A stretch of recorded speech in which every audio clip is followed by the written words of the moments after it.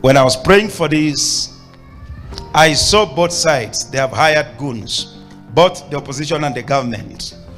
And these goons have been given power and authority to do anything, to kill, to hurt, and to steal, to loot, and everything that you may mention it. So it is not going to be good. So if you are a youth, particularly our Gen Zs, you still have a life to live. So I want to beg you in the name of the Lord, because what I saw is not good. There were bodies on the street, and many youth will be killed. So I want you to desist from this. Don't go for this demonstration that will be happening tomorrow, Monday, the Saba one. Please, if you are a youth, you have a hearing ear, don't go to that demonstration, because what has been planned is not good at all. It's not good at all. You might not see the police uniform, you might not see men in uniform, but there are men that have been hired to deal with you. And these men, some of them even have guns. They will shoot you and they will say they were thugs. So just be careful. Don't go. You have no business demonstrating. The youth, once again, hear me. I want to advise you, you have a life to preserve. There is a generation that must come from you. You didn't come here by accident or by coincidence. You must understand that there is a purpose of God in you. So let us avoid this demonstration. Let us avoid them at all costs. There are people who are planning to take advantage of them. So just stay at home and also watch. You have done enough so far. If you are the youth, you are the Genesis, please don't go. I want to advise you not to go, because both the opposition and the government, they have hired goons to deal with the youths.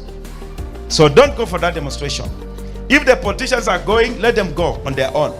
Let them learn to demonstrate on their own, not to use people, to use other people's children.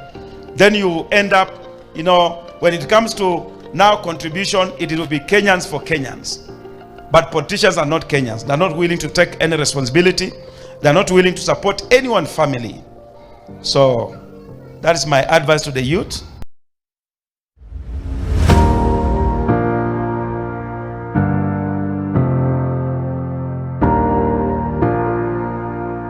Subaru vehicles were unmarked and were deployed into volatile zones in a highly coordinated pattern, moving at high speed and packed with men who appeared to, in all intents and purposes, to be national government security operatives.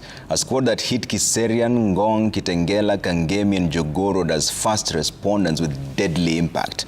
They descended on protesters mercilessly and left death and bodies in their wake. Melito Letenges has more.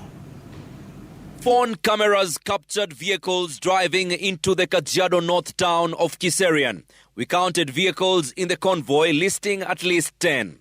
An organized fleet, most of them high-speed Subaru models. The squad moved in perfect formation, appearing to operate under clear command of individuals within the convoy. More footage we came across provided greater detail. All of them appeared to have their faces covered with balaclavas, armed with high-caliber weapons, strapped with full magazine carriers, ready for combat. Here, seen in Ngong town, where gunshots rent the air, and moments after their appearance, bodies lay on the road. One of them, appearing unarmed, left little doubt that he was in command. In Kangemi, 2 people dead, 3 people killed in Ngong, 1 in Kitengela, 1 killed in Kamukunji, and 2 on Jogo Road. We observed the movement of the squad over a series of video clips. Then it became consistent that it was an all-powerful rapid response squad that arrived at any scene of trouble and did as they deemed fit. In Ngong and Kiserian, we observed the squad discharging live ammunition at selected targets. It also became apparent that the squad was not interested in conducting any arrest, except in one video where they appeared to arrest and beat up 2 suspects, bundling them into their vehicle. The deployment of the deadly squad relieves memories of the anti-government protests of June 2024, when a similar, if not the same squad, was unleashed on protesters in Lolongo, Syokimau, Embakasi and Kitengela. When the dust of Saba Day protest settles, the operation of the unnamed squad are likely to be the subject of scrutiny, especially if questions arise on the use of excessive force and potential extrajudicial killings by the National Police Service. The capital, Nairobi, was transformed into a fortress on Saba Day. The full weight and muscle of the National Police Service in display. Boots on ground, barricades, batons and guns lining every corner in a loud fashion. APCs weaving through the city and beyond, and choppers hovering above. All this to silence the echoes of June 25th, where protesters turned the tide and overpowered the police. Melita Oletenges, Citizen TV, Nairobi. Now, still in the protest, Nairobi City was on lockdown.